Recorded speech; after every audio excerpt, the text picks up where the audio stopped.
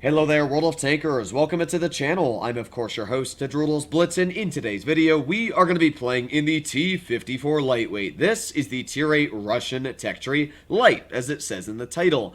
But what's kind of contradicting is the name of it says T-54, which is a very heavily armored Russian medium, but after that it says lightweight. So kind of think of this vehicle as the T-54 hull, but then you scraped literally every last bit of armor off of it. It really doesn't have any upper plate armor, only around 80 millimeters. Just to put an example, the T-34, a tier 5 medium tank, has around 50 millimeters of upper plate armor, so yeah, this thing is not going to be bouncing too many shells on that hull. But a spot that does keep incredible armor is the turret. In fact, the turret base is around 160, but if you actually take a look at the armor on Armor Inspector, it's around 200 millimeters thick because it's a completely rounded design. In fact, that is what makes the T-54 Lightweight so strong, is the fact that, first of all, it's incredibly fast. It goes 70 kilometers per hour. It carries a tier 8 Russian medium gun with 280 average damage per shot, with very good premium pen at 247. And when you add on the fact that this thing's got really strong turret armor, it plays like a medium, it has the mobility of a light and the camouflage of a light. I mean, how can you go wrong? Well, here's the bad news. Update 8.5, yep, there's gonna be some changes. A lot of people have taken note to the big buffs and balances that have come in Tier 8. Mostly it's just been big buffs though, and then you scroll and scroll and scroll, and you might just think that Wargaming adding PBR files to a vehicle like the T-54 Lightweight isn't too big of a deal. The vehicle's still going to be exactly the same. However, you would be mistaken. Frontally, this is the T-54 Lightweight in our current patch of the game. Upper plate is around 152, and the turret cheeks at weakest are around 220 millimeters thick. I mean, it's a very strong turret, as you can see. It ranges upwards of 230 up to 280. If we take a look at update 8.5, well, you'll notice the upper plate is exactly the same thickness at, again, 150 millimeters. But when we take a look at this turret, now the weakest spots are 163. That is literally an 80 millimeter decrease on effective armor. In fact, you can shoot this whole part here, and the thickest you're getting up to is about 200 millimeters, and that's really far off to the side. Unfortunately, the T-54 Lightweight is losing its main strength, and that is turret armor. I mean, this is a vehicle that is known for being able to brawl with other tier 8 mediums and comfortably bouncing shells hull down, to now wear a spot where it has no gun depression, only sitting at 5 degrees, and basically no turret armor. Honestly, any tier 8's gonna butter straight through it.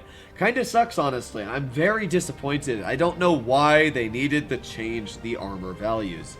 Now, to what I'm aware, and to what I've talked to my moderators about, the PBR files that Wargaming's been doing are just literal imports from World of Tanks PC. That's why the IS-7 got the weird armor profile. That's why vehicles like the T-54 Lightweight are getting the armor. To what I'm aware, what Wargaming is literally doing is just grabbing PC files and putting them over in Blitz because they're already PBR on PC. So, expect future vehicles to come into the game, or that are already in the game that are going to be getting PBR, to possibly have their armor reworked in either a really good way or a really bad way.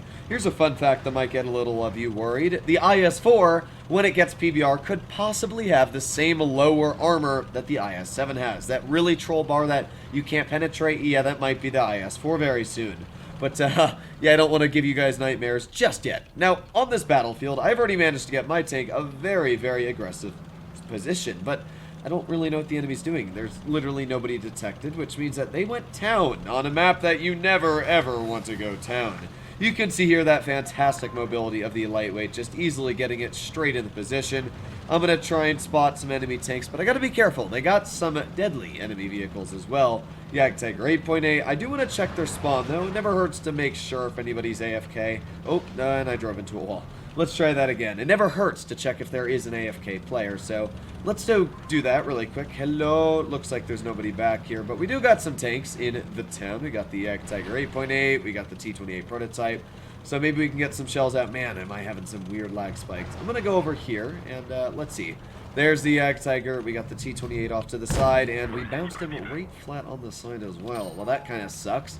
T-28's off to there, and I don't know where that AMX M4 is actually anymore, but let's see if we can get a nice tap into the side of that T-28. There you go. Nice one for 254, and because we got such a small alpha compared to... Oh, no, he's actually running the stock, and I just realized. Thankfully, we got enough premium pen to cut right through his vehicle. That's one thing that is really, really nice about these tanks is the premium penetration. So let's see if I can cut through this Jag Tiger's lower plate. Oh, there you go. Nice penetration. Hopefully this IS-2 doesn't die. I don't really know what he's doing, but we're going to find out. Maybe he's going to finish off him. Wow, he actually did. Let's see if we can ourselves finish off the T-28, and he's taken out. We got the T-34 too, the AMX M4 off to the side. I'm not sure what we're going to do. I got to be careful because the enemy team is in weird positions. That's what I'll say it as. Weird positions.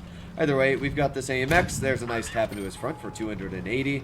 Now, the good news about a tank like the lightweight is that it's not going to change too much on the overall playstyle. It's still a big alpha Russian light tank, and that's something that's great because you normally don't find these tanks to have a big alpha. Let's see if we can finish off this AMX. I really can't see his tank because of that stupid Yak Tiger gun. That's actually really, really irritating. Let's see, though. Nope, can't really do much to him. We got the T-34 too off to the side. There you go. Nice penetration into his vehicle, but he cut right back into me, as that tank is actually running the same gun as me. So I got to be a little bit worried, but maybe this time we're going to be able to tap him back into cover. I'm not sure. I honestly don't know what that guy's planning on doing. And our team really needs to finish off this AMX. I don't know why he hasn't been taken out already. So what I'm going to do is use speed. Speed is of the essence. And, well, here we go. Come on, let's go. Yeet! He's taken out. Perfect. And now we can hopefully get some shells into the vehicles like the T-34 too. So let's see if we can do that. Come on. Speed, speed, speed. And there you go. One nice tap into his tank. I don't want him to ram me because I will be a potential one-shot. And I'm hoping that this IS-2 does fire a shell into his tank, but I don't know if this guy's going to. Yes! Okay, we did not get high-rolled. And clearly this IS-2 Pravda does not realize that he can shoot through the brick walls, but... well, that's just one thing you learn with experience, I guess. Either way, we're still alive. We may only have 12 health, but we did okay. Sure, the turret armor didn't bounce all the shells this game here. But there are definitely scenarios, and I can tell you for a fact that this tank does do very well in situations where you can use that turret armor. I mean, I got plenty of friends that love running this tank, and why ruin something that was making this vehicle strong? I mean, this was the ultimate comparison to the LT-432, because this thing had the turret armor, and that thing had the mobility. It had the weirder kind of upper plate. Well, now this tank is just going to kind of be worse, in my opinion, than the T1 or the LT-432. I really want to call it the T100 LT, but yeah, let me know what you guys think about the changes of the armor on this vehicle in Update 8.5. For any of you that were fans of this tank, I still think it's going to be a strong vehicle. I mean, you can see there we didn't need the turret armor to work well, but if we had stayed where we were, clearly the enemy team was pretty bad, so we were very easily able to exploit their should I say, mishaps and come out with a victory. But at the same time, in a normal battle, you would have seen me push straight over across the river on Port Bay, and I would have tried to use my turret armor to fight the other medium tanks. I don't know if I have my replays on. Actually, I do. So I'll show exactly where I would normally play the tank. This is a weird battle, but right here is the kind of scenario where you would want to use that turret armor, because this is what the enemy sees when they're aiming at your tank.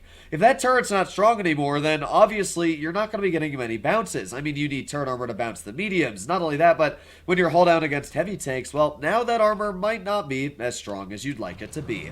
So, yeah, kind of a sucky thing, but we're going to have to see if Wargaming actually goes through with this. My guess is yes, judging that the update's out in most likely, I'd say about a week. So, yeah, kind of sucks, but that's the life of Wargaming. Hopefully, all of you enjoyed today's video. If you'd like to see more like it, please consider smashing that subscribe button down below. But let me know what you guys think about my personal opinions and changes of the game. Stay happy, stay healthy, and I'll be seeing you in the next one. Bye-bye!